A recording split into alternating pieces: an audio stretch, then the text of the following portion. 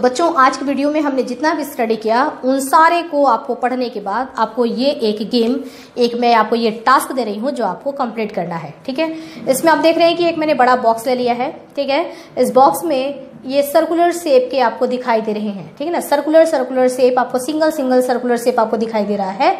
ये हमारा जो सिंगल जो सर्कुलर शेप है ये एक एटम को शो कर रहा है। ठीक है, उसके बाद हमको इस तरीके के ये रॉड शेप हमको दिखाई दे रहे हैं। सिंगल है ना, सिंगल हमको ये जो शेप दिखाई दे रहा है, ठीक है, ये वाला शेप जो दिखाई दे रहा है सिंगल, ये भी क्या शो कर रहा है, ये एक एटम को शो कर रहा है। ये जो हमको डबल सर्कुलर जो दिखाई दे रहे हैं, ये डबल सर्कुलर, ठीक है, इसमें बीच बीच में हमको कहीं कहीं ये डबल सर्कुलर दिखाई दे रहे हैं। ठीक है, ये क्या है हमारा डबल सर्कुलर, ये क्या है सेम एटम से मिलकर के बना हुआ मॉलिक्यूल। ओके, ये क्या हो गया हमारा मॉलिक्यूल है। तो ये हमारा होमो एटमिक मॉलिक्यूल है। ठीक है, दो सर्कुलर, ये पहले एक अकेला था और ये दो जुड़ गए हैं, होमो एटमिक मॉलिक्यूल बना लिया। ये एक अकेला एटम था जो कि आपको ये दिख रहा है, ये वाला शेप है ना, ये वाला शेप जो है ये क्या है अकेला है। ओके, तो अकेला है तो ये क्या शो कर रहा है, एटम शो कर रहा है। जब ये दो जुड़ गए, आप देख रहे हैं यहाँ पर कि ये क्या है आपस में कंबाइंड हो गया है ना, दो जुड़े हुए भी आपको दिखाई दे रहे हैं। इस तरीके का शेप, ये वाला शेप। ठीक है, दो जब जुड़े हुए आपको दिखाई दे रहे हैं तो ये भी हमारा क्या शो कर रहा है, होमो एटमिक मॉलिक्यूल। अब हमारा एक तीसरा ये डिफरेंट शेप आपको दिखाई दे रहा है कि ये इस तरीके का है। देखिए इसमें क्या दिख रहा है आपको कि ये चीज ऐसा है, उसके बाद यहाँ पे एक सर्कल है। ठीक है ना, ये ऐसा है और इसके बाद क्या है एक सर्कल है। एक और हम ले लेते हैं, इसमें हमको एक शेप ये भी दिखाई दे रहा है, ये और इसके साथ क्रॉस लगा हुआ है। ठीक है, ये है और इसके साथ क्या लगा हुआ है, क्रॉस। ठीक है, एक सर्कल और एक क्रॉस, एक सर्कल और एक क्रॉस, एक सर्कल है और एक क्रॉस है। ओके, इस तरीके से हमने ये कुछ शेप ले लिए हैं, सर्कल और क्रॉस, सर्कल और क्रॉस। ठीक है, और ये हमने क्या लिया है, एक ये बॉक्स ले लिया और बॉक्स के साथ एक ले लिया circle, box circle, box circle, या बॉक्स से सर्कल है, बॉक्स के साथ सर्कल, बॉक्स के साथ सर्कल। ठीक है, ये इतने कुछ आपको डिफरेंट शेप यहाँ पर देखने को मिल रहे हैं, ये एक सर्कल और एक क्रॉस। ठीक है, इसको भी हम क्या बोलेंगे, हेटेरो एटॉमिक मॉलिक्यूल। ठीक है ना, ये कैसा मॉलिक्यूल है, हेटेरोएटमिक मॉलिक्यूल। तो आपको ये जो डिफरेंट शेप बच्चों दिखाई दे रहे हैं उनको आपको क्या करना है कि ये बॉक्सेस आपको बनाने हैं। ठीक है, और बॉक्स कितने बॉक्स बनते हैं मुझे पता नहीं, ये इसमें बॉक्सेस से बनाने हैं आपको, और इसमें से सबको सेपरेट करना है और बताना है कि कौन सा इसमें कौन सा जो ये बॉक्स होगा वो एलिमेंट का बॉक्स होगा, ये वाला एलिमेंट का बॉक्स होगा, ये कितने इसमें एलिमेंट के बॉक्स बनेंगे और कितने इसमें कंपाउंड के बॉक्स बनेंगे। ठीक है, काम क्या है बच्चों, टास्क आपका गेम क्या है कि आपको एलिमेंट के बॉक्स बनाना है और कंपाउंड के बॉक्स बनाने हैं। ठीक है, और जो बॉक्स आप एलिमेंट का बनाओगे उसका स्मॉलेस्ट यूनिट भी आपको दिखाना है कि इस एलिमेंट का स्मॉलेस्ट यूनिट क्या है। ठीक है, ये भी इसके नीचे आपको लिख देना है। और अगर आपने इसमें कंपाउंड का बॉक्स बनाया है तो वो बताना है आपको कि इस कंपाउंड का स्मॉलेस्ट यूनिट क्या है। ठीक है, तो आपको इस बॉक्स को कितने बॉक्स बनेंगे वो भी आप देखेंगे कि यहाँ पर कितने बॉक्स बन रहे हैं और उन बॉक्स में कितने हमारे कंपाउंड के बॉक्स बन रहे हैं, कंपाउंड के। ठीक है, कंपाउंड के बॉक्स हमारे ये कितने बनेंगे पता नहीं हमको, और कितने बॉक्स हमारे एलिमेंट के बनेंगे हमको पता नहीं है। ये चीज आपको फाइंड करना है।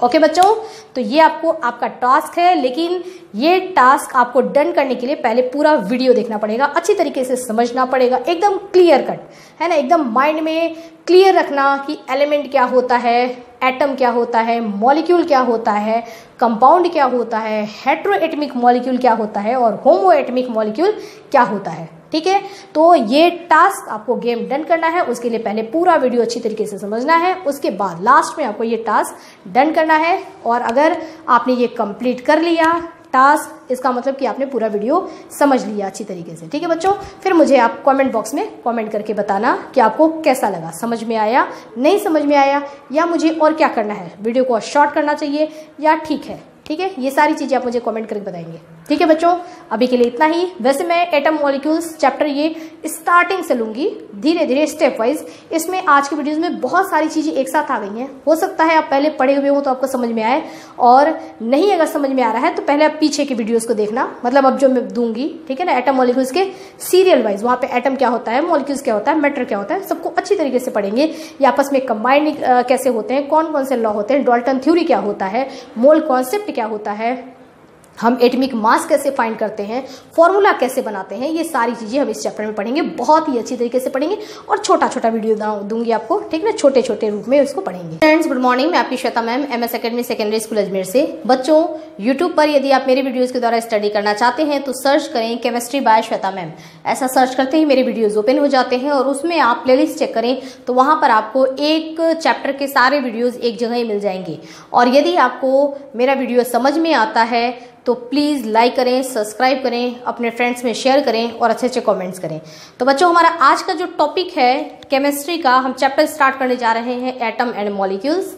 और उसमें सबसे पहले मैंने जो टॉपिक लिया है, चैप्टर हम वापस स्टार्टिंग से पूरा पढ़ेंगे कि किस तरीके से महर्षि कनाड ने क्या क्या बोला था, सारी चीज़ें मतलब एकदम सीक्वेंस से पढ़ेंगे। लेकिन आज पहले मैं इस चैप्टर में आपको समझाने जा रही हूँ कि हम एटम क्या होता है, मॉलिक्यूल क्या होता है और कंपाउंड क्या होता है। ठीक है, एटम, एलिमेंट, मॉलिक्यूल, कंपाउंड, इन चार चीज़ों के बारे में हम लोग अच्छी तरीके से समझेंगे। तो चलिए वीडियो स्टार्ट करते हैं।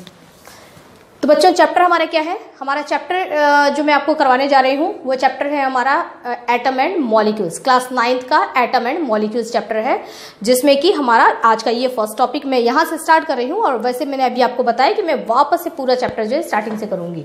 तो सबसे पहले इसमें हमारा क्वेश्चन है कि what is a matter, matter क्या होता है। ठीक है, मैटर देखिए क्या होता है। मैटर का मतलब कि आपके आसपास जितनी भी चीज़ें दिखाई देती हैं, ओके, वो सारी चीज़ें क्या है, मैटर है, जिसको आप देख सकते हैं, छू सकते हैं, महसूस कर सकते हैं, और जिसको आप जो अब कुछ न कुछ स्पेस लेता हो। ठीक है ना, जो जहाँ रखा जाए तो वो स्पेस ले, और जिसमें मास हो वो क्या होता है, मैटर होता है। ठीक है, मेरे सामने अगर मैं बात करूँ कि मेरे सामने कौन कौन से मैटर हैं, तो मेरे हाथ में ये क्या है, एक मार्कर है, ये एक मैटर है, क्योंकि मैं इस मैटर को छू सकती हूँ, देख सकती हूँ और आंख बंद करके भी महसूस कर सकती हूँ। ठीक है, तो ये क्या है, ये एक मैटर है। अगर मैं ये बोर्ड की बात करूँ तो बोर्ड भी एक मैटर है।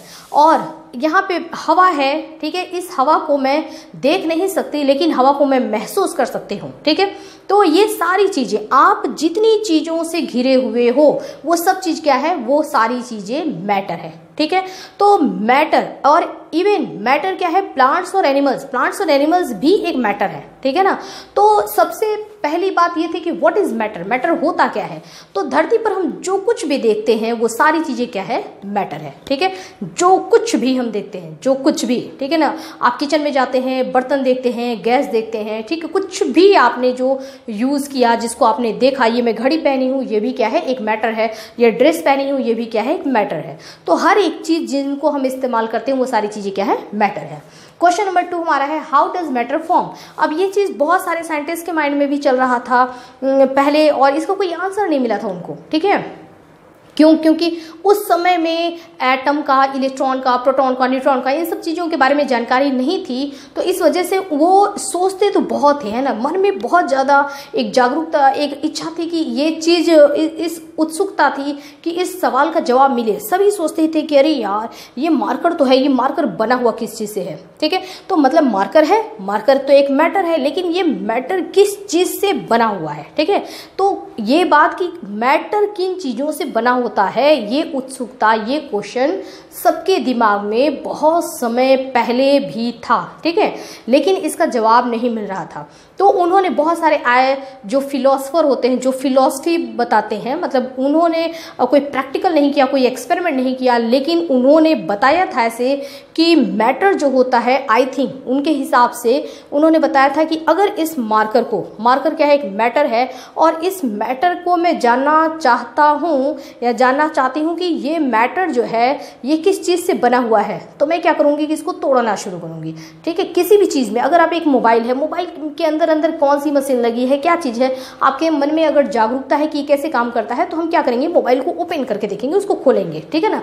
मशीन में अगर किसी परेशानी आ जाती है, जैसे हमारा मान लीजिए कि कोई टीवी है, टीवी खराब हो गया, तो हम क्या करते हैं, उसको दुकान पर ले जाते हैं, तो वो क्या करते हैं कि खराबी कहाँ आई है वो जानने के लिए वो क्या करते हैं, टीवी को ओपन करते हैं। ओके, अब हमारे भी मन में क्या है, जागरूकता है कि ये बना किस चीज़ से है, तो हम क्या करेंगे, इसको तोड़ना शुरू करेंगे। ठीक है ना, तोड़ के देखेंगे कि इसमें क्या चीज़ें हैं। तो इस मार्कर को अगर मैं तोड़ना शुरू करूँ, पहले इस मार्कर के मैंने 2 टुकड़े किए, 2 के बाद 4 टुकड़े किए। ठीक ना, टुकड़े टुकड़े टुकड़े टुकड़े टुकड़े टुकड़े करती गई करती गई करती गई करती गई, इतने टुकड़े किए। मैं कहाँ पहुँचना चाह रही हूँ, इसके लास्ट टुकड़े पर। ठीक है, कि मतलब एकदम लास्ट इसके किस टुकड़े पर हम जाते हैं, इसके कितने पीस करते करते करते करते एक ऐसा पीस होना चाहिए जिसको फिर हम फर्दर उसको डिवाइड नहीं कर सकते, उसको तोड़ नहीं सकते, मतलब वही आखिरी है ना, उसको तोड़ा नहीं जा सकता है।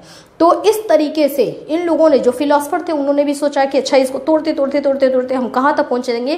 तो उन्होंने बताया कि जो सबसे छोटा इसमें होगा, जो आंखों से दिखाई भी नहीं देगा, वो होगा परमाणु। ठीक है, परमाणु यानी कि एटम। एटम का मतलब होता है कि जो डिवाइड न हो सके, फर्दर डिवाइड उसको नहीं किया जा सकता है ना, जिसको कट नहीं किया जा सकता, उसको हम कहते हैं एटम। तो यहाँ पर बात आती है कि how does matter form, matter किस तरीके कैसे बना होता है। तो मैटर कैसे बना होता है, मैटर एटम से बना होता है। ऐसा फिलोसफर ने फिलॉसफी की थी विदाउट एनी एक्सपेरिमेंट, कोई एक्सपेरिमेंट नहीं किया था, लेकिन उन्होंने ऐसी भविष्यवाणी की थी, ऐसा कुछ बताया था कि मैटर जो होता है वो इसका जो स्मॉलेस्ट यूनिट होता है, जो सबसे छोटा होता है, जिसको वापस से तोड़ा नहीं जा सकता, वो क्या होता है, परमाणु यानी कि एटम होता है। और बाद में ये सही भी हुआ है ना, एक्सपेरिमेंट किया गया और एक्सपेरिमेंट के बेस पर फिर साइंस में बिल्कुल इसको प्रूफ किया गया कि एक्चुअल में जो फिलोसफर ने बोला था वो सही बोला था ये। लेकिन और सारी चीजें भी उसके साथ साथ बहुत सारे एक्सप्लेनेशन भी हुए। ठीक है, तो यहां पर हमारी बात आ जाती है कि how does matter form, matter किस चीज से बना होता है। तो मैटर किससे बना होता है, एटम से बना होता है। ठीक है ना, कोई भी चीज हम तोड़ते तोड़ते तोड़ते लास्ट यूनिट में हम कहां पहुंचेंगे, एटम तक पहुंचेंगे। ओके, नेक्स्ट हमारा आ जाता है why all matter not same. अब यहाँ पे बात आती है कि जब एटम से ही सारी चीजें बनी हुई हैं, ठीक है ना, अब ये घड़ी है ये भी एटम से बनी हुई है, ये कपड़े हैं ये भी एटम से बने हुए हैं, इवन मैं खुद एटम से बनी हुई हूँ। ठीक है, प्लांट जो है वो एटम से बने हुए हैं, ये बोर्ड एटम से बना हुआ है। जब सारी चीजें एटम से बनी हुई हैं तो फिर क्या होना चाहिए कि सब एक जैसा ही दिखना चाहिए ना। सब अलग अलग कैसे है, ये मार्कर अलग दिख रहा है, ठीक है, ये घड़ी अलग दिख रही है, मैं अलग दिख रही हूँ, बोर्ड अलग दिख रहा है। कैसे, जब सारा कुछ एटम से ही बना हुआ है तो फिर सारी चीजें क्या होनी चाहिए, सेम दिखनी चाहिए। ठीक है, अब यहाँ पर हमारे नए क्वेश्चन का यहाँ पर आंसर मिला कि सारी चीजें सेम नहीं दिखेंगी, है ना, सब अलग अलग ही दिखेगा। क्यों सब चीजें अलग दिखेंगी, जब सारी चीजें एटम से ही बनी हुई हैं, है ना। अगर हम कोई एक मटेरियल लेते हैं, भाई एक स्वेटर हम बुन रहे हैं, अगर हम कहते हैं कि हम इस धागे से स्वेटर को बुन रहे हैं, ठीक है ना, जब आप स्वेटर बुनने के लिए धागे का इस्तेमाल किए हैं तो सारे स्वेटर एक जैसे ही दिखेंगे जब आपने उस धागे का इस्तेमाल किया है। तो यानी कि मैटर भी जब एटम से बना हुआ है तो सारे मैटर जो है वो एक जैसे दिखने चाहिए, लेकिन ऐसा नहीं होता है। क्योंकि जो ये एटम होते हैं, ये एटम कोई सिंगल एटम नहीं है, एक ही एटम नहीं है कि वही एक एटम सारे मैटर को बना रहा है। ठीक है, ये इसमें जो एटम होगा वही एटम इस बोर्ड में भी होगा, वही एटम मेरे अंदर भी होगा, वही एटम मेरे घड़ी में भी होगा, ऐसा नहीं है। क्या है कि एटम डिफरेंट टाइप्स के होते हैं। ठीक है, बहुत सारे एटम्स होते हैं अलग अलग तरीके के, और वो कंबाइंड होकर के अलग अलग चीजें भी बनाते हैं। ठीक है, जो हम अभी देखेंगे। देखिए, तो एटम कुल कितने तरीके के होते हैं, अगर हम आज के टाइम की बात करें बच्चों, तो एटम जो होता है वो 118 टाइप्स का होता है ना, 118 प्रकार के एटम्स होते हैं, जिसमें से 94 एटम जो होते हैं वो नेचुरली होते हैं, मतलब नेचर में अपने आप पाए जाते हैं। 94 टाइप्स के एटम। ठीक है, इतने प्रकार के हैं, जब इतने प्रकार के हैं तो चीजें भी क्या होंगी, अलग अलग होंगी। ओके, और बचा कितना हमारा 118 में से 94 हमारा नेचुरल हो गया, तो बचा कितना, बचा हमारा 24 जो ये एटम है ये क्या होता है, ये आर्टिफिशियल होता है, यानी कि ये बनाया गया है साइंटिस्ट के द्वारा, आर्टिफिशियल ढंग से इन एटम्स को बनाया गया है। कितने हैं वो 24, और नेचुरल कितने हैं बच्चों 94। ओके, अब देखिए, अब मैंने जैसे आपको बताया कि एटम जो होते हैं एक मतलब अलग अलग प्रकार के एटम है। ठीक है, और धरती पर अगर आप चीज़ों की बात करें तो बहुत सारी चीज़ें धरती पर हैं, है ना। आप अपने इर्द गिर्द की केवल चीज़ों को कॉपी पर अगर लिखना शुरू कर देते हैं, ठीक है, प्लांट्स और एनिमल्स को भी लिखना शुरू करिए। अगर हम कॉपी पर सिर्फ चीज़ों को लिखना शुरू कर देते हैं जो हमको आंखों से दिखाई दे रहा है तो पूरी कॉपी भर जाएगी, है ना। इतनी सारी चीज़ें आप देखते हैं अपने इर्द गिर्द। ओके, तो इतनी सारी चीज़ों को बनाने के लिए अभी भी अगर हम बात करें कि 118 तरीके के एटम होते हैं, है ना। तो आप जितनी चीज़ों को देख रहे हैं तो वो उसके कंपेयर में ये 118 एटम जो है वो कम नहीं है, बहुत कम है ना।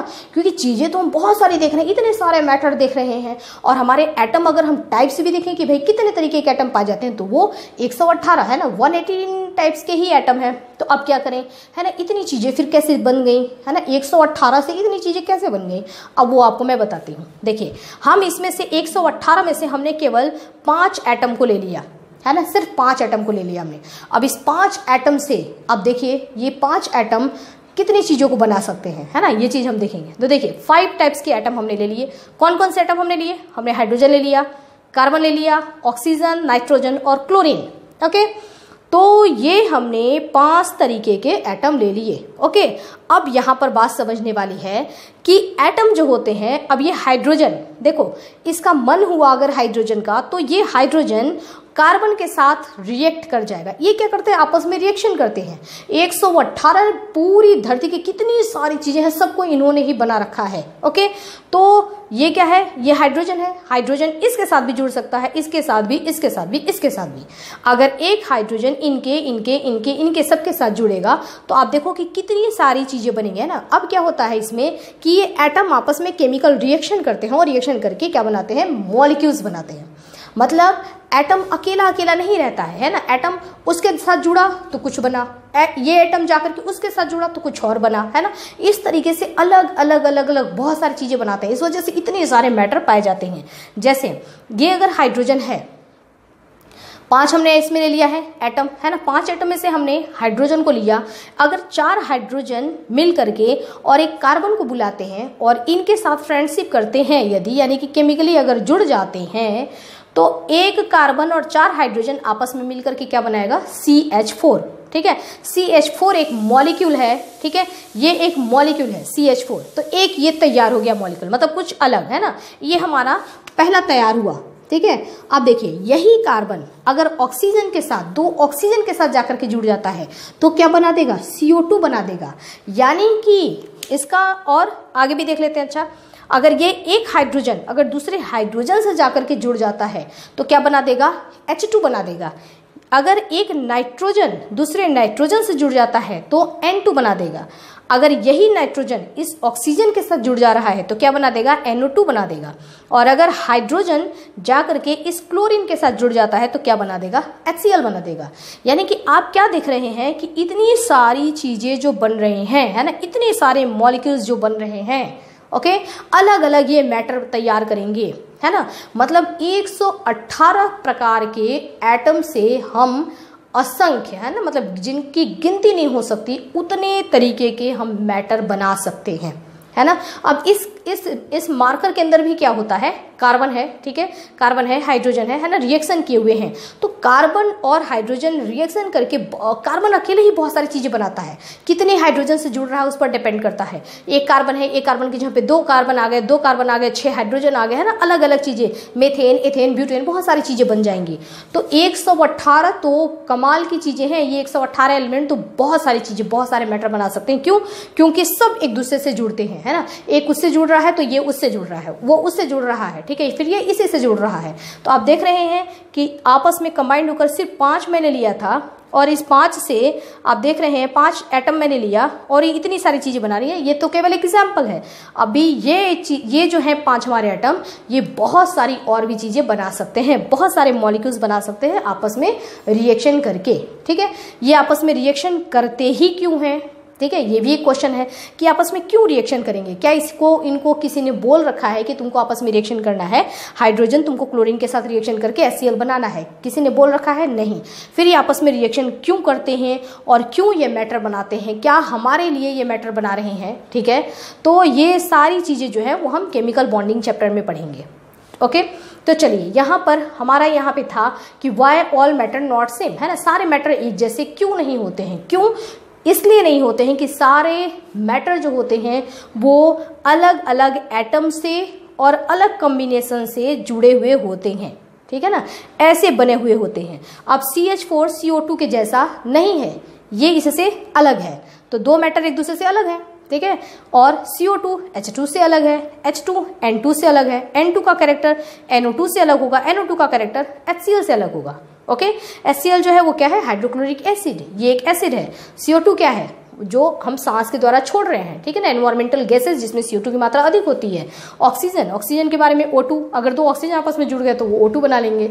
तो हम देख रहे हैं कि अलग अलग एटम अलग अलग मॉलिक्यूल्स तैयार करते हैं, इसलिए धरती पर पाए जाने वाली सारी मैटर जो होते हैं वो एक जैसे दिखाई नहीं देते हैं, ठीक है। अब हम यहाँ पे हो गया हमारा कि so all matters are different, इसलिए मैटर जो होते हैं वो अलग अलग प्रकार के पाए जाते हैं और बहुत सारे तरीके के होते हैं, ठीक है। नेक्स्ट हमारा क्वेश्चन है, can atom exist freely in the atmosphere? क्या ये एटम जो होते हैं ये एटमॉस्फेयर में, वातावरण में अकेले नहीं रह सकते, ये इनके साथ जुड़ करके रह रहे हैं। CH4, अभी मैंने आपको बताया कि कार्बन जो है वो ऑक्सीजन के साथ जुड़ करके CO2 बना करके रह रहा है, तो कार्बन अकेले क्यों नहीं रह रहा है? और एक ऑक्सीजन अकेले भी क्या रह सकता है? एक नाइट्रोजन क्या एटमॉस्फेयर में अकेले भी रह सकता है? क्या एक क्लोरीन एटमॉस्फेयर में अकेले भी रह सकता है? एक एटम जो है क्या वो अकेले भी रह सकते हैं? ठीक है, अगर वो अकेले रह सकते होते, है ना, तो उनको जुड़ने की कोई ज़रूरत नहीं होती, फिर वो आपस में जुड़ते नहीं और फिर वो यहाँ पर मॉलिक्यूल तैयार नहीं करते और धरती पर भिन्न भिन्न प्रकार की चीज़ें हमको देखने के लिए नहीं मिलती यदि एटम फ्री रह सकते तो, है ना। यहीं से हमारा जर्नी यहीं से स्टार्ट होता है कि इन गॉड ने कहा कि तुम लोग फ्रीली रह ही नहीं सकते, है ना, अकेले नहीं रह सकते, तुमको काम करना पड़ेगा, ठीक है। एक ऑक्सीजन को अगर छोड़ दिया जाए कि तुम अकेले रह लो, है ना, केवल एक ऑक्सीजन, तो वो एक ऑक्सीजन अकेले स्टेबल है ही नहीं, है ना। वो क्या करेगा, ढूंढता फिरेगा कि कोई तो मुझे मिल जाए जो मुझे क्या कर दे, स्टेबल कर दे, ठीक है। वो कार्बन के साथ जुड़ेगा, है ना, कार्बन को, अगर उसको कार्बन मिल गया तो कार्बन के साथ जुड़ करके CO2 बना लेगा और CO2 के साथ रहेगा, ठीक है। अकेले नहीं रह सकता, एक ऑक्सीजन अकेले नहीं रह सकता। अगर एक ऑक्सीजन को दूसरा ऑक्सीजन भी मिल जाता है तो क्या करेगा, उसके साथ जुड़ करके क्या बना लेगा, O2 बना लेगा, है ना, O2 की तरह से रहेगा, ठीक है। मतलब दो साथ में रह रहे हैं मॉलिक्यूल में, एटम अकेले नहीं रह रहा है ना। और ये अकेले नहीं रह सकते, इनमें अकेले रहने की स्टेबिलिटी नहीं होती है ना, ये स्टेबल नहीं होते हैं कि अकेले रह सकें, इनको उनके साथ किसी के साथ जुड़ करके स्टेबल होना ही पड़ेगा। ओके, जब एक ऑक्सीजन दो कार्बन के साथ जुड़ जाता है, एक कार्बन जब दो ऑक्सीजन के साथ जुड़ गया, CO2 बना लिया, तो फिर आराम से चैन की जिंदगी जिएगा, ठीक है ना। CO2 स्टेबल है, आराम से रहेगा। लेकिन अगर आप कहें कि क्या ये एक ऑक्सीजन अकेले नहीं रह सकता, तो नहीं रह सकता, ठीक है। ऐसा इसके अंदर कुछ ऐसे कैरेक्टर होते हैं, है ना, स्टेबिलिटी फील नहीं करेगा और बिल्कुल बौखलाया रहेगा, रह ही नहीं सकता, है ना, जाकर के किसी न किसी के साथ जुड़ करके रहेगा। ओके, तो यहाँ पर है कि क्या एटम फ्रीली नहीं रह सकते, नहीं रह सकते।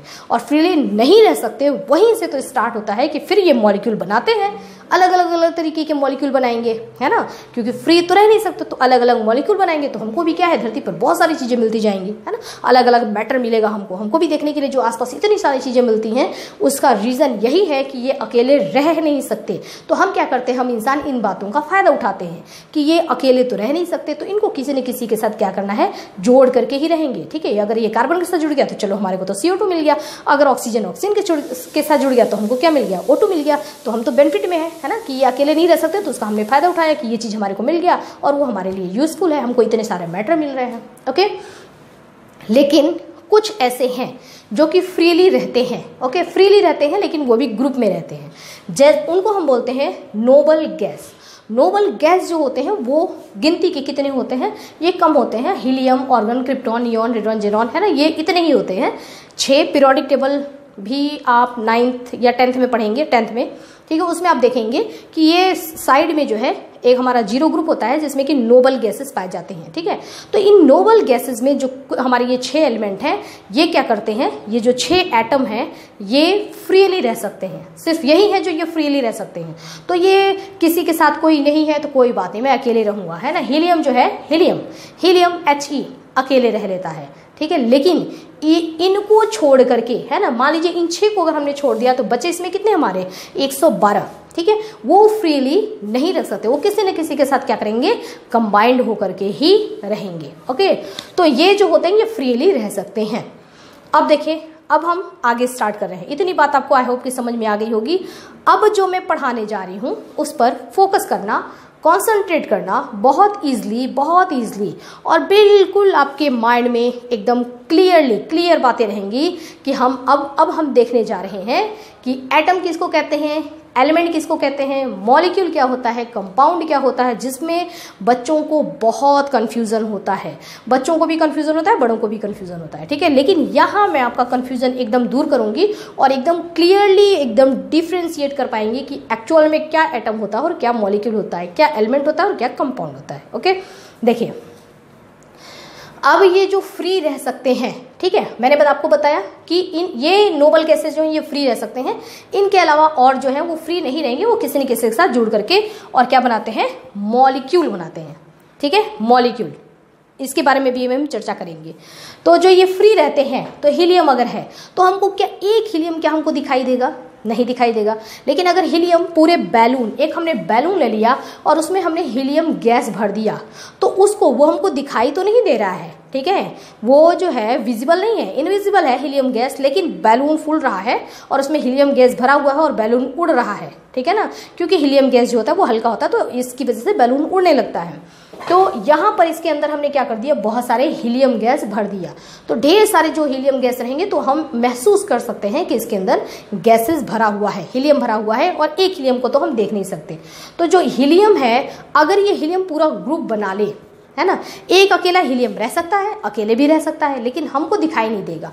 तो एक अगर अकेले हीलियम है, ठीक है, और उसने बहुत सारे हीलियम को बुला लिया, आजा आजा आजा, तू भी आजा, तू भी आजा, तू भी आजा, है ना, बहुत सारे हीलियम मिल करके और पार्टी कर रहे हैं, पूरा ग्रुप बन गया उनका। ओके, ये पार्टी कहाँ चल रही है, इस बैलून के अंदर। इस बैलून में हमने क्या कर दिया, बहुत सारे हीलियम भर दिए, ठीक है। अब जब ये हीलियम जब वहाँ पे सारे एक साथ भरे रहते हैं तो भाई एक दूसरे से बातचीत करेंगे तो इनके बीच में क्या हो जाती है, एक बॉन्डिंग हो जाती है। बॉन्डिंग मतलब जान पहचान हो जाती है, एक अट्रैक्शन हो जाता है। तो हीलियम और हीलियम के बीच में एक अट्रैक्शन होगा, ठीक है ना, एक ऐसा ही मतलब अट्रैक्शन कि हाँ ठीक है बातचीत हो रही है ना, हमारे कोई एकदम फिक्स वाला अट्रैक्शन नहीं हुआ है कि एकदम बॉन्ड बना लिए, जुड़ गए कि अब मैं तुम्हारे साथ ही रहूंगा, ऐसी बात नहीं है। हम अगर बैलून को ओपन कर देंगे तो वापस जो है सब अलग अलग हो जाएंगे, ठीक है। लेकिन अभी हमने जब सबको एक साथ कर दिया है तो सारे हीलियम जब एक साथ पार्टी चल रही है तो एक दूसरे से जान पहचान हो गई, यानी कि एक छोटी सी बॉन्डिंग बन गई।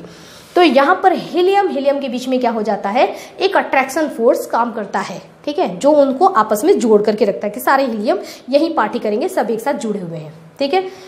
तो जब इनका ये पूरा क्या है, ग्रुप तैयार हो गया, है ना, तो और ये क्या हो गए, आपस में कंबाइंड हो गए, कंबाइंड हो रहे हैं, कंबाइंड मतलब जुड़ रहे हैं एक दूसरे के साथ। पूरे इसके अंदर जितने हीलियम होंगे सब एक दूसरे के साथ जुड़े हैं। कैसा इनका जुड़ाव है, स्टेबल जुड़ाव नहीं है, अनस्टेबल जुड़ाव है। अभी आप बैलून खोल दो तो सारे की पार्टी खत्म, सब हट जाएंगे, ठीक है।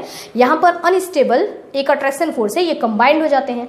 जब ये कंबाइंड हो जाते हैं तो इन सब को आपको अगर बोलना पड़ेगा एक साथ, है ना, तो एक साथ आप इन पूरे को क्या बोलेंगे, इनको बोलेंगे एलिमेंट, ठीक है। इस पूरे हीलियम, पूरे बैलून में क्या भरा हुआ है, तो हीलियम गैस या हीलियम एलिमेंट भरा। जब एक हीलियम अकेले था, ठीक है, तो उसको हम क्या बोल रहे थे, उसको हम बोल रहे थे एटम, ठीक है ना। एक हीलियम अकेले है तो वो है एटम, उधर से भी हीलियम आ गया, उधर से भी हीलियम आ गया, ठीक है ना। सारे हीलियम का यहाँ पे बैलून के अंदर क्या बन गया है, एक ग्रुप बन गया है, ठीक है। तो ये इन पूरे हीलियम के जो ग्रुपिंग है, ठीक है, जो कंबाइंड होकर के सारे हीलियम एक साथ हैं, इसको आप क्या बोलेंगे, हीलियम का एलिमेंट, ठीक है ना। ग्रुप में आ गए तो ये क्या कहलाएंगे, एलिमेंट कहलाएंगे। और इसमें और कुछ नहीं है, ध्यान रखना आप, है ना, हीलियम हीलियम ही है, सारे He ही है, यानी कि ये प्योर हीलियम का एलिमेंट हो गया, ठीक है। ये पूरा क्या है, इसके अंदर जो भरा हुआ है वो एलिमेंट, हम इसको क्या कहेंगे, एलिमेंट कहेंगे, जो क्योंकि इसमें केवल हीलियम ही है ना, प्योर एलिमेंट, ठीक है, हीलियम का। और इसके अगर मैं बात करूं, है ना, कि अगर कोई आपसे पूछे कि इसके अंदर पूरे बैलून के अंदर कौन सा एलिमेंट भरा हुआ है, आपने बोला हीलियम एलिमेंट भरा हुआ है, ठीक है। तो हीलियम एलिमेंट का क्या कैरेक्टर होता है, आप में से अब जितनी पार्टी चल रही है सारे हीलियम बैठे हुए हैं, उनमें से बोला गया कि कोई एक इस हीलियम इसमें से बाहर आ जाओ, है ना, और मुझे बताओ, मैं तुमको देखूं कि तुम कैसे हो। तो एक हीलियम बाहर जाएगा, उसको उसके कैरेक्टर्स को आपने देखा कि अच्छा तुम ऐसे हो, तुम्हारा ये कैरेक्टर है, अच्छा तुमको गाना गाने भी आता है, ओ तुमको डांस करने भी आता है ना। तो आप क्या कर रहे हैं, एक हीलियम का इंटरव्यू आपने लिया। जो एक हीलियम का जो कैरेक्टर है वही उस पार्टी में जो बैलून्स के अंदर जितने भी हीलियम भरे हुए हैं उन सारे हीलियम का कैरेक्टर भी वही होगा जो उस एक हीलियम का कैरेक्टर है। ये बात ध्यान रखना यहाँ पर, है ना। तो देखिए, अगर हम कहें कि इस पूरे बैलून के अंदर जो भरा हुआ है एलिमेंट, उस एलिमेंट का स्मॉलेस्ट यूनिट क्या है ना, स्मॉलेस्ट यूनिट। तो कौन गया था अभी बैलून से निकल करके इंटरव्यू देने, एक हीलियम गया था। तो इसका स्मॉलेस्ट यूनिट कौन है, हीलियम का एक एटम, है ना। तो स्मॉलेस्ट यूनिट इसका क्या कहलाएगा, हीलियम का एक एटम है ये, ठीक है। हीलियम एटम जो होगा वो स्मॉलेस्ट यूनिट होगा।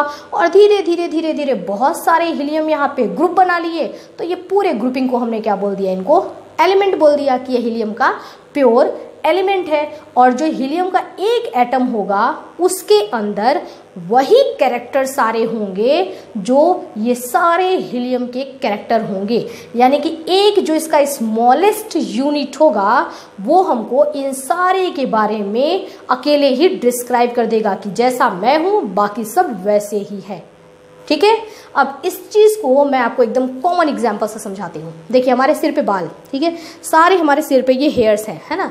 एक मैंने हेयर को निकाला, केवल एक बाल को निकाल दिया मैंने, तो एक हेयर को अगर मैं इस पर स्टडी करना चाहूँ कि इस हेयर में जो है क्या है, ठीक है, ये किस चीज़ से बना हुआ है, कैसा, कितने मॉलिक्यूल्स है इसमें, जो कुछ भी मैं स्टडी करूँ, तो जो हमारे एक बाल के जितने कैरेक्टर होंगे पूरे हेयर्स के ग्रुप का भी वही कैरेक्टर होगा। अब चाहे आपने एक हेयर के बारे में पढ़ लिया तो इस हेयर को भी देखोगे तो वो भी वही वैसा ही, इस हेयर को देखोगे तो वो भी वैसा ही, है ना। तो सारे हेयर्स के कैरेक्टर क्या हैं, एक जैसे हैं। तो एक बाल को हमने क्या बोला, एटम, और पूरे बाल का ये जो ग्रुप है जोड़ दिया है सबको एक साथ, तो इनको हम क्या बोलेंगे, एलिमेंट। क्लियर।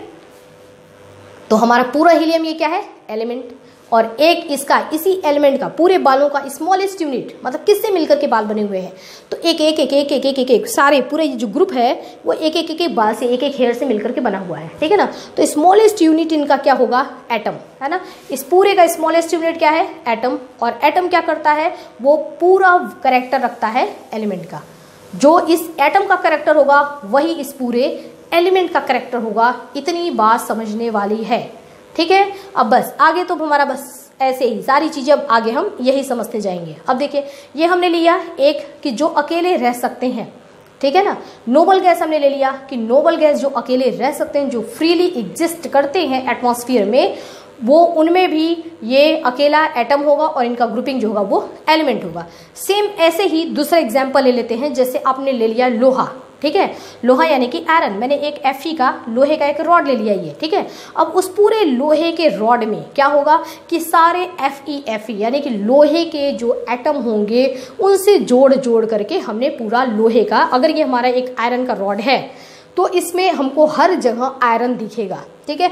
एक एक एक एक आयरन, जब एक आयरन रहा होगा तो दिखाई नहीं देगा, लेकिन एक एक एक एक आयरन जुड़ते जुड़ते जुड़ते जुड़ते जुड़ते जुड़ते ये इतना बड़ा सा रॉड बन गया जब आयरन का हमको, तो ये हमको दिखाई दे रहा है, ठीक है। तो इस पूरे आयरन के रॉड को आप क्या बोलेंगे, हम इसको बोलेंगे कि ये आयरन का एलिमेंट है। एलिमेंट ये क्या है, आयरन का, आयरन का एलिमेंट है, ठीक है। और मैं कहूंगी कि इसका स्मॉलेस्ट यूनिट क्या है, यानी कि ये शुरू कहाँ से हुआ था, किससे शुरू हुआ था बनने का, तो ये इसका जब हमने बनाना शुरू किया, हमने न्यू रखा तो क्या रखा था, Fe आयरन, एक Fe को रखा, फिर दूसरा Fe रखा, तीसरा Fe रखा, चौथा Fe रखा, ठीक है ना। सारे Fe कलेक्ट कर दिया हमने, तो जो पूरा कलेक्शन हो गया ये Fe का एलिमेंट हो गया, ठीक है। और उसमें से इसका स्मॉलेस्ट यूनिट कौन है, एक Fe है, ठीक है ना। देखो पूरा Fe ग्रुपिंग हो गया इनको, ये सारे Fe जो होते हैं वो मेटेलिक बॉन्ड के द्वारा आपस में जुड़ गए, है ना। एक Fe जुड़ता जा रहा है दूसरे Fe से, दूसरा Fe तीसरे Fe से, ऐसे से जुड़ते जुड़ते जुड़ते जुड़ते इसके अंदर मान लो कि करोड़ों Fe यहाँ पर जुड़ गए, है ना। कैसे जुड़े? ये मेटेलिक बॉन्ड के द्वारा, क्योंकि लोहे में कि आप लोहे का रख दोगे तो ऐसा थोड़ी होता है कि एक एक आयरन इसमें से आप वापस निकलता जाएगा, निकलेगा नहीं है। क्यों? क्योंकि सारे लोहे के मॉलिक्यूल, सारे Fe जो होते हैं वो आपस में जुड़े हुए हैं। किस बॉन्ड से? मेटेलिक बॉन्ड से आपस में सारे जुड़े हुए हैं, ठीक है ना। तो ये सब ये स्टेबल है। जितना बड़ा ये आज है आयरन का ये रॉड, जितना बड़ा आज है उतना ही बड़ा ये आयरन का रॉड बाद में भी रहेगा, है ना। आप इसको रख दोगे, है ना, 2 साल बाद 3 साल बाद भी देखोगे तो ये आयरन का रॉड इतना बड़ा ही है। यानी कि ये सारे Fe एक साथ जुड़े हुए हैं, कोई कहीं भाग नहीं रहा है ना कि वो Fe भाग गया उसको पकड़ो, वो Fe भाग गया उसको पकड़ो, ऐसा नहीं होता है। तो सारे आयरन क्या होंगे? यहीं पर जुड़े हुए होंगे। ओके, तो ये पूरा इनकी ग्रुपिंग, ये इसको हम क्या बोलेंगे कि क्या है? आयरन का एलिमेंट है, ठीक है। और इसका स्मॉलेस्ट यूनिट क्या है? वो एक एटम है, ठीक है। तो देखिए ये सारे आयरन के एलिमेंट हो गया जो कि मेटेलिक बॉन्ड से सारे, इसमें Fe सारे एटम मेटेलिक बॉन्ड से जुड़े हुए हैं, एक दूसरे से कंबाइंड हो गए हैं। कंबाइंड होकर के क्या बना लिया इन्होंने? एलिमेंट। यानी कि पूरा ये हमारा आयरन का रॉड जो है वो एक प्योर एलिमेंट है, क्योंकि इसमें सिर्फ आयरन है, आयरन के अलावा दूसरा कुछ नहीं है, ठीक है। तो ये पूरा हमारा क्या हो गया? एक प्योर एलिमेंट हो गया आयरन का। और अगर हम बात करें कि इसका स्मॉलेस्ट यूनिट कौन है, तो इसका स्मॉलेस्ट यूनिट किसी भी एक Fe को आप निकाल लो, सब तो Fe ही है, सब तो एक जैसे ही हैं। तो हमने एक Fe को इसमें से निकाल लिया, वो इसका स्मॉलेस्ट यूनिट है। लेकिन एक खास बात स्मॉलेस्ट यूनिट की ये भी होती है कि इसके अंदर वो सारे कैरेक्टर मिलेंगे जो कि एलिमेंट का कैरेक्टर होगा। इस पूरा Fe का जो कैरेक्टर होता है ना। अब लोहे का क्या कैरेक्टर होता है कि गर्म करो तो तेजी से गर्म हो जाता है, उसमें इलेक्ट्रिसिटी कंडक्ट होती है, ठीक है ना। उसमें आप जो है करंट एक जगह से दूसरी जगह तक पास कर सकते हैं। तो ये जितने कैरेक्टर आपको एलिमेंट के मिलेंगे यानी कि लोहे के मिलेंगे, वो सारे कैरेक्टर इस एक Fe के अंदर भी आपको मिलेगा, ठीक है। तो एक Fe जो होता है वो जितने कैरेक्टर रखेगा वही कैरेक्टर एलिमेंट का भी होगा। ये बात खास बात ध्यान देने वाली है। और एलिमेंट का स्मॉलेस्ट यूनिट जो होगा वो क्या होगा? Fe होगा, है ना। Fe का एक एटम, तो एक एक एटम से मिलकर के कंबाइंड होकर के ये बन गया। तो एलिमेंट, और यहाँ पर आपको बात समझ में आई कि अगर जो अकेले रहते हैं, जो अकेले हैं, यहाँ पे Fe अकेले ही है और मेटेलिक बॉन्ड से जुड़ा हुआ है, इसने मॉलिक्यूल नहीं बनाया है, ठीक है ना। जब एटम आपस में जुड़ते हैं तो क्या बनता है? मॉलिक्यूल। उसके बारे में भी हम यहाँ पे मॉलिक्यूल स्टार्ट करते हैं, यहाँ से देखते हैं। देखिए अब हम बात करते हैं मॉलिक्यूल की, ठीक है। मॉलिक्यूल क्या होता है? मॉलिक्यूल को बनाने के लिए कम से कम हमको 2 एटम चाहिए, ठीक है ना। मिनिमम 2 एटम चाहिए। जब एटम आपस में जुड़ते हैं तो क्या बनता है? मॉलिक्यूल बनता है, ठीक है। अब देखिए ये हाथ मेरा है और ये मेरा हाथ है, ताली कब बजेगी, है ना। ताली कब बजेगी? जब ये हाथ इस हाथ से टकराएगा। यानी कि हमको क्लैपिंग करने के लिए मिनिमम 2 ये पाम चाहिए, है ना। 2 ये हमारी हथेलियाँ रहेंगी तभी जाकर के हम क्लैपिंग कर सकते हैं, ओके। उसी तरीके से मॉलिक्यूल क्या होता है? जब एक एटम और दूसरा एटम आपस में कंबाइंड होते हैं तो ये क्या बनता है? मॉलिक्यूल बनता है, ओके। एक एटम दूसरे एटम के साथ कंबाइंड होता है तो क्या बनता है? मॉलिक्यूल बनता है। अब मॉलिक्यूल बनाने के लिए कम से कम आपको 2 एटम तो चाहिए ही चाहिए। अब 2 एटम ही जरूरी नहीं है ना, मैक्सिमम तो कितना भी हो सकता है। 3 एटम, 4, 5, 6, 8, 10, 12, 14 है, 20, 25, 40 कितने भी एटम आपस में जुड़ करके और मॉलिक्यूल बना सकते हैं। लेकिन कम से कम एक मॉलिक्यूल को बनाने के लिए 2 एटम तो चाहिए ही चाहिए, ठीक है। तो यहाँ पर देखिए मॉलिक्यूल है ना, मिनिमम हम 2 एटम से बनाएंगे मॉलिक्यूल, और मैक्सिमम कितने भी, है ना, बहुत सारे हो सकते हैं। बहुत सारे, एक मॉलिक्यूल ऐसा होता है जिसमें बहुत सारे एटम से मिलकर के वो मॉलिक्यूल बना हुआ होता है, ठीक है। अब यहाँ पर हम देखते हैं जब ये मॉलिक्यूल बनने जाते हैं, है ना, कि एटम जब आपस में जुड़ने जाते हैं तो एटम का जब हमने जुड़ाव देखा तो वो भी हमने क्या देखा। अब यहाँ पर देखिए आप, यहाँ पर भी एटम जुड़ रहे हैं ना, 4 हाइड्रोजन का एटम और 1 कार्बन का एटम जुड़ रहा है, ठीक है। यानी कि टोटल जुड़ने कितने जा रहे हैं? 5 एटम यहाँ पर जुड़ने जा रहे हैं। और मॉलिक्यूल क्या बन रहा है? सिर्फ एक मॉलिक्यूल हमारा बना किसका? CH4 का। यहाँ हमारा एक कार्बन का एटम और 2 ऑक्सीजन का एटम आपस में जुड़ा और मॉलिक्यूल क्या बना, सिर्फ एक CO2 एक मॉलिक्यूल बना है, एक ही बना है। ठीक है, यहाँ इन दोनों के बीच में क्या लगा हुआ है बेटा, प्लस लगा हुआ है, मतलब ये अलग है ये अलग है, और यहाँ ये क्या है, ये एक अकेला है, यानी कि ये दोनों आपस में जुड़ गए हैं। ठीक है, बॉन्ड के द्वारा आपस में जुड़ गए हैं, इन्होंने क्या बना लिया, CO2 केवल एक मॉलिक्यूल है। तो यहाँ पर 2 और 1 3 एटम मिलकर के और एक मॉलिक्यूल बना रहे हैं। यहाँ पर 2 एटम मिलकर के एक मॉलिक्यूल बना रहे हैं, यहाँ पर भी 2 एटम मिलकर के एक मॉलिक्यूल बना रहे हैं, यहाँ पर 2 और 1 3 एटम मिलकर के एक मॉलिक्यूल बना रहे हैं, यहाँ पर 2 एटम मिलकर के एक मॉलिक्यूल बना रहे हैं। जब ये हमारा मॉलिक्यूल बन के तैयार हुआ तो हमने इसमें से क्या देखा कि यहाँ पर तो सेम एटम ने आपस में जुड़ाव किया और ये मॉलिक्यूल बनाया, यहाँ पर भी सेम आपस में जुड़े और ये मॉलिक्यूल बनाए, लेकिन यहाँ पर अलग है, यहाँ पर 2 ऑक्सीजन है और 1 कार्बन है, मतलब ये अलग है ना, 2 अलग अलग मिलकर के जुड़े हैं। यहाँ पर भी ये अलग है ये अलग है। ठीक है, तो कहीं हम देख रहे हैं कि सेम आपस में जुड़ जा रहे हैं और कहीं हम देख रहे हैं कि फैमिली अलग हो जा रही है। ठीक है ना, ये अलग है वो अलग है और आपस में जुड़ गए। ठीक है, जैसे हम कह सकते हैं कि हमने रेड मोती ले लिया है ना, और 2 मोती को आपस में हमने जोड़ दिया, और यहाँ पर हम क्या देख रहे हैं कि 2 ही जुड़े हैं, लेकिन एक रेड है और एक ब्लू है। ठीक है, 2 अलग अलग हमने ले लिया और रेड ब्लू का हमने यहाँ कॉम्बिनेशन करके दोनों को मोतियों को जोड़ दिया है, यानी कि सेम भी जुड़ सकते हैं और डिफरेंट भी जुड़ सकते हैं। तो यदि मॉलिक्यूल बनने जा रहा है, ठीक है, और ये मॉलिक्यूल यदि सेम इसमें जुड़ाव होता है तो सेम वालों को हमने सबको छाट करके अलग कर दिया, इसको एक अलग डेफिनेशन दे दिया कि जब ये सेम जुड़ेंगे तो इनको हम होमोएटमिक मॉलिक्यूल कहेंगे। क्या कहेंगे, होमो का मतलब होता है सेम एटम से बना हुआ मॉलिक्यूल। ओके, तो इनको हम होमोएटमिक मॉलिक्यूल कहेंगे, या फिर इनको हम एलिमेंटल मॉलिक्यूल भी कहते हैं। एलिमेंटल मॉलिक्यूल क्यों कहते हैं वो भी हम यहाँ पे देखेंगे आगे डायग्राम में। अब देखिए अलग अलग भी जुड़ते हैं, जैसे आपने देखा यहाँ पर है ना कि हमने रेड और ब्लू है ना 2 डिफरेंट कलर के मोती ले लिए हैं। यहाँ पर भी हमने 4 तो रेड ले लिया है लेकिन एक ब्लू मोती ले लिया, यानी कि हमने डिफरेंट कर दिया। जब डिफरेंट एटम जुड़ते हैं तो इस तरीके तब भी मॉलिक्यूल बनता है। ठीक है, और लेकिन इन मॉलिक्यूल्स को हमने अलग डेफिनेशन कर दिया, छाट करके अलग कर दिया। इनको हमने बोला कि ये हेट्रोएटमिक मॉलिक्यूल है। यदि सेम एटम जुड़ रहे हैं तो इनको हम होमोएटमिक मॉलिक्यूल कहेंगे। होमो मतलब सेम, हेट्रो मतलब डिफरेंट, एटमिक मतलब एटम, सेम एटम से जुड़ करके ये मॉलिक्यूल बना है और ये डिफरेंट एटम से मिलकर के ये हमारा मॉलिक्यूल बन करके तैयार हुआ है। Okay, clear. तो मॉलिक्यूल्स जो हमारे बनते हैं वो भी 2 तरीके के होते हैं, एक होमोएटमिक मॉलिक्यूल और दूसरा हेट्रोएटमिक मॉलिक्यूल। अब होमोएटमिक मॉलिक्यूल को हम निकाल करके थोड़ा सा यहाँ समझते हैं। ठीक है, देखिए इसमें अगर हम बात करें तो ये हमारा जो H2 है, H2 क्या है, हमारा होमो है ना, क्योंकि दोनों क्या है HH सेम है। अगर हम N2 की बात करें तो ये भी क्या है, हमारा होमो है। क्यों, क्योंकि N क्या है, इसमें सेम है। ठीक है, अगर ये सेम वाले, अब इस बैलून में मैंने ये देखिए हाइड्रोजन, हीलियम था, हीलियम की जगह पे अब मैंने एक नया बैलून लिया और उसमें भर दिया हाइड्रोजन को। ठीक है, H2 अब मैं क्या भर रही हूँ, यहाँ पर H2 भर रही हूँ, यानी कि ये वाला जो हमारा पोर्शन है ये क्या है, हमारा मॉलिक्यूल है, मॉलिक्यूल। और ये वाला जो हमारा पोर्शन था ये क्या था, ये एटम थे। ठीक है ना, एटम। क्यों, क्योंकि ये तो अकेले है ना, एक अकेला हीलियम है, एक अकेला Fe है, किसी के साथ जुड़े हुए थोड़ी हैं। लेकिन यहाँ क्या देख रहे हैं, 2 आपस में है ना, H2 मतलब 2 हाइड्रोजन। ठीक है, तो हम अब क्या करते, अभी हमने यहाँ पर एटम को भरा था। ठीक है ना, हमने यहाँ पे एटम ले लिया था।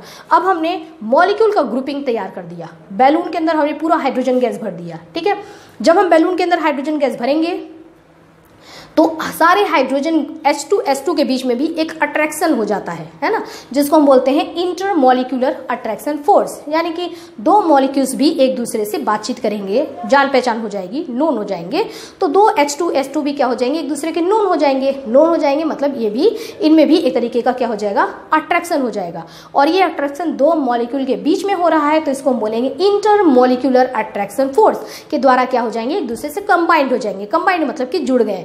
ठीक है, ये जुड़ाव ऐसा नहीं है कि स्टेबल है, जैसे ही हम बैलून को ओपन करते हैं सब वापस अलग हो जाते हैं। लेकिन अभी चूंकि सब एक साथ हैं तो एक दूसरे से बातचीत करते हैं, हम ट्रेन में सफर करते हैं, एक डिब्बे में जितने बैठे हुए हैं बात घुल मिल जाते हैं, बातचीत होने लगती है। लेकिन जैसे स्टेशन आता है सब अपना अपना अलग अलग हो जाते हैं। ठीक है, तो अभी ये सारे क्या है, एक दूसरे से जुड़े हुए हैं, है ना, एक दूसरे के साथ कंबाइंड हो गए हैं, इनकी एक ग्रुपिंग इसके अंदर बन गई है।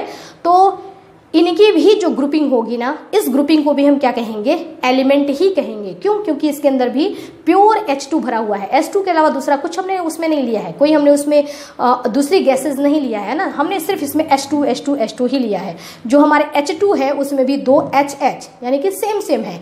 रेड मोती का 2 मोती, 2 मोती, 2 मोती, 2 मोती, ठीक है ना, इस तरीके से हमने करके और इसके अंदर भर दिया है, यानी कि सब सेम है।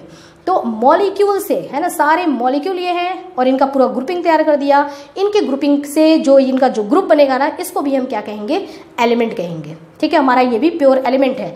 इस एलिमेंट का भी जो स्मॉलेस्ट यूनिट होगा, सबसे छोटा, वो कौन है, वो H2 है। ठीक है, अगर इस पूरे के बारे में आपको जानना है कि सारे इसके अंदर जो H2 एलिमेंट है वो कैसा है, तो आपको सबको एक को निकाल करके इंटरव्यू लेने की जरूरत नहीं है। आप सिर्फ एक H2 को निकाल लीजिए, वो उसके जितने भी कैरेक्टर होंगे वो इस पूरे के कैरेक्टर, पूरे एलिमेंट के कैरेक्टर वही होंगे जो एक का होगा। ठीक है, तो इस एलिमेंट का भी स्मॉलेस्ट यूनिट जो है वो क्या है, H2 मॉलिक्यूल है। H2 मॉलिक्यूल है इसका स्मॉलेस्ट यूनिट, जिसके अंदर सारे कैरेक्टर इस पूरे एलिमेंट का इसके अंदर होता है। क्लियर? तो अब यहाँ पर एक खास बात आप देखिए, ये हमारा अकेले एटम था, इनके ग्रुपिंग को हमने एलिमेंट कहा। हमारे यहाँ पर भी Fe है ना, लोहा हो गया, कॉपर हो गया, जिंक हो गया, सब अकेले रह रहे हैं। ठीक है ना, तो ये भी अकेले हैं, है ना, इनके भी ग्रुपिंग को हमने क्या बोल दिया, एलिमेंट बोल दिया। अब मॉलिक्यूल में भी अगर हम आते हैं तो मॉलिक्यूल में भी H2 यानी कि सेम है। N2 को भी हम अगर पूरा भर दें तो उसमें N2 है ना, मतलब NN से मिला हुआ है, सब सेम अगर है, ठीक है, उनको अगर मैंने ग्रुपिंग कर दिया तो उनको भी हम क्या कहेंगे, इनके ग्रुप को भी हम एलिमेंट कहेंगे। तो यहाँ ये अकेले भी अगर रहते हैं, सारे एक जैसे सेम है, तो ये क्या कहलाएंगे हमारे, ये भी हमारे इनका ग्रुपिंग एलिमेंट है, ये भी इनका ग्रुप एलिमेंट है। और होमो मॉलिक्यूल्स जो होते हैं, होमो एटमिक मॉलिक्यूल्स होते हैं, इनके ग्रुपिंग को भी हम क्या कहते हैं, एलिमेंट कहते हैं।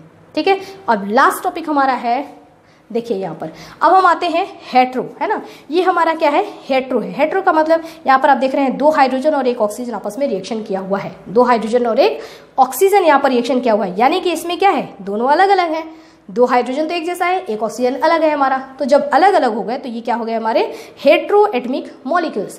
जब हेट्रो एटमिक मॉलिक्यूल्स का ग्रुप तैयार होता है, ठीक है, फॉर एग्जाम्पल हमने इसमें से ले लिया वाटर, पानी, एक ग्लास में हमने पानी ले लिया, ठीक है, इस पूरे वाटर जो होगा, पूरा ये जो पानी होगा वो किससे बना हुआ है, उस पूरे वाटर में H2O है ना, पानी का फॉर्मूला क्या होता है वाटर का, H2O। तो एक H2O पहले ग्लास में आया होगा, एक H2O हमको दिखाई नहीं देगा, तो H2O हमने बहुत सारे H2O ले लिए, इस ग्लास के अंदर बहुत सारे H2O हमने ले लिए, तो इनका जो पूरा ग्रुपिंग होगा, अब हमको पानी दिखाई दे रहा है। ठीक है ना, जब हमको ये पानी दिखाई देगा तो इनका भी तो एक ग्रुपिंग है ना। एक बात और, उसमें भी जो वाटर है, पानी में ऐसा थोड़ी होता है कि दरारें होती हैं, है ना, कि आपने ग्लास में पानी डाला तो आधा पानी इधर हो गया, आधा पानी इधर हो गया, बीच में दरार हो, ऐसा तो नहीं होता है। सारे वाटर मॉलिक्यूल क्या होते हैं, एकदम एक साथ मिले होते हैं। मिले क्यों होते हैं, क्योंकि H2O जब ये सारे इतने सारे हैं ना, मान लो कि इस ग्लास में हम सपोज करते हैं कि 1000 नहीं होता है, बहुत ज़्यादा होता है, लेकिन हम सपोज करते हैं कि इसके अंदर 1000 H2O है, तो 1000 H2O को आपने एक ग्लास में भर दिया है, तो सारे H2O के बीच में क्या हो जाएगी, जान पहचान हो जाएगी, यानी कि इनके बीच में आपस में अट्रैक्शन हो जाता है। ठीक है ना, अट्रैक्शन हो जाता है, तो एक H2O दूसरे H2O को जाने नहीं देता, जब तक साथ हैं तो साथ ही रहेंगे। ठीक है, तो सारे H2O क्या है यहाँ पर, एक साथ यहाँ पर कंबाइंड है।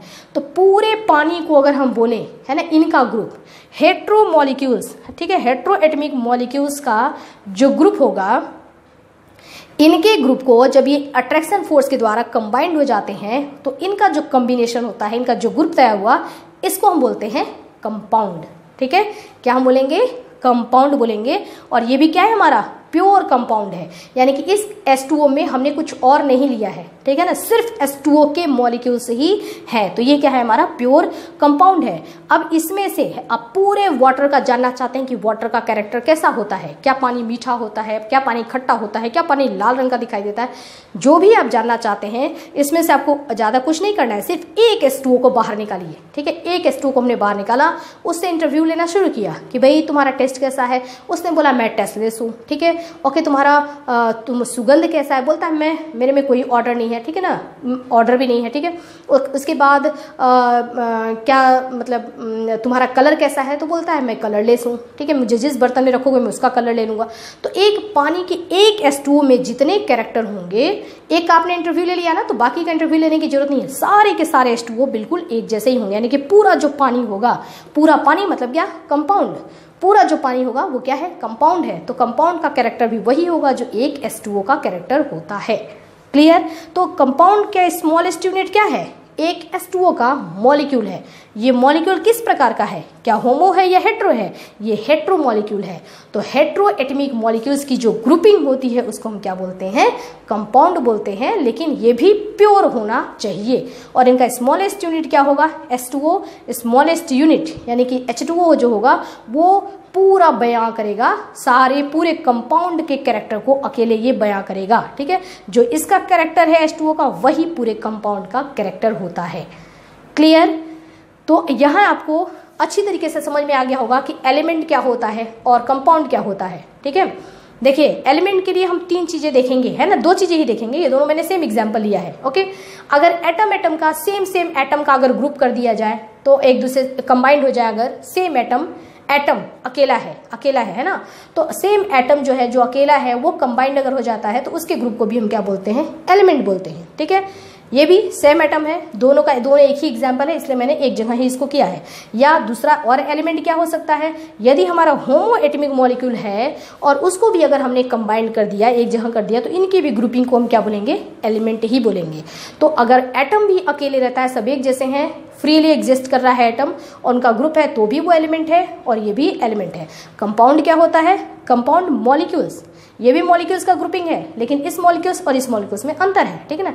ये मॉलिक्यूल होमो है और ये मॉलिक्यूल हेट्रो है, ठीक है। हेट्रो वाला जो मॉलिक्यूल होगा, इनकी जो ग्रुपिंग होगी वो क्या होगा, कंपाउंड होगा, ठीक है। क्लियर। ये बच्चों हमने देख लिया। अब देखिए यहाँ पर मैंने ये बता रखा है आपको कि हमको एटम बनाने के लिए, है ना, दो एटम, कम से कम दो एटम चाहिए। उसी चीज को जो मैंने अभी आपको समझाया वही यहाँ पर दे रखा है कि कम से कम दो एटम मिलेंगे तब जाकर के हमारा एक मॉलिक्यूल बनता है। जैसे फॉर एग्जांपल H+H, दो एटम मिले और हमारा बना H2 का एक मॉलिक्यूल। हमारे तीन एटम भी मिलते हैं तो भी एक मॉलिक्यूल बनेगा। कैसे, H+H+O, जैसे हमने ये देखा है ना, दो हाइड्रोजन एक ऑक्सीजन, तीन हो गए, तो इससे मिलकर के एक ही मॉलिक्यूल बना, किसका, H2O का एक मॉलिक्यूल। चार एटम मिलकर के भी एक मॉलिक्यूल बनाते हैं। फॉर एग्जाम्पल एक हमने N ले लिया और तीन हमने हाइड्रोजन ले लिया, तो क्या बन गया हमारा NH3, अमोनिया का एक मॉलिक्यूल बन गया। उसके बाद हमने 6 एटम ले लिए, ठीक है, 6 एटम हमने ले लिया और उससे भी क्या बना, एक मॉलिक्यूल बना। जैसे हमने एक P ले लिया और इसमें 5 Cl ले लिया, तो PCl5 का हमारा एक मॉलिक्यूल तैयार हुआ। तो एक मॉलिक्यूल तो कितना भी, यहाँ से यहाँ तक बताया जा रहा है आपको कि कई एटम मिलकर के भी एक मॉलिक्यूल बनाते हैं, लेकिन कम से कम एक मॉलिक्यूल बनाने के लिए आपको दो एटम की जरूरत होती है, ठीक है। एलिमेंट और कंपाउंड, आई होप कि आपको समझ में आ गया होगा कि एलिमेंट क्या होता है, कंपाउंड क्या होता है, और एलिमेंट का स्मॉलेस्ट यूनिट जो होता है वो क्या होता है। एलिमेंट का स्मॉलेस्ट यूनिट एटम भी हो सकता है और एलिमेंट का स्मॉलेस्ट यूनिट मॉलिक्यूल भी हो सकता है, ठीक है, लेकिन वो मॉलिक्यूल क्या होगा, होमो एटॉमिक मॉलिक्यूल होगा। लेकिन खास बात ये होती है कि एलिमेंट का जो स्मॉलेस्ट यूनिट होगा वो अपने पूरे एलिमेंट के कैरेक्टर को रखता है, बयां करेगा।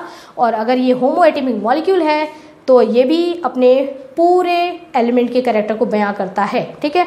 कंपाउंड क्या होता है, जब भी हमारे हेट्रो मॉलिक्यूल होते हैं, इनकी ये जब एक दूसरे से कंबाइंड होते हैं, एक साथ ग्रुपिंग में होते हैं, हमको जब दिखाई देते हैं, ठीक है, तो इनको हम बोलते हैं कंपाउंड। और कंपाउंड का स्मॉलेस्ट यूनिट क्या होता है, हेट्रो एटॉमिक मॉलिक्यूल होता है। हेट्रो एटॉमिक मॉलिक्यूल भी क्या करेगा, अपने पूरे कंपाउंड के कैरेक्टर्स को बयां करेगा, ठीक है, यानी कि सारे कैरेक्टर्स इसके अंदर भी होते हैं जो पूरे कंपाउंड में होगा, ठीक है। सारी बातें आपको समझ में आ गई। तो अब मैं आपको एक छोटा सा टास्क देती हूँ, उसको आप अलग अलग करके देखेंगे, ठीक है, मैं दे रही हूँ आपको। उसमें से आपको छांटना है कि हमारा कहाँ कहाँ हमने एलिमेंट उसमें से निकाला है, ठीक है। एक बार आप देखिए फिर आपको समझ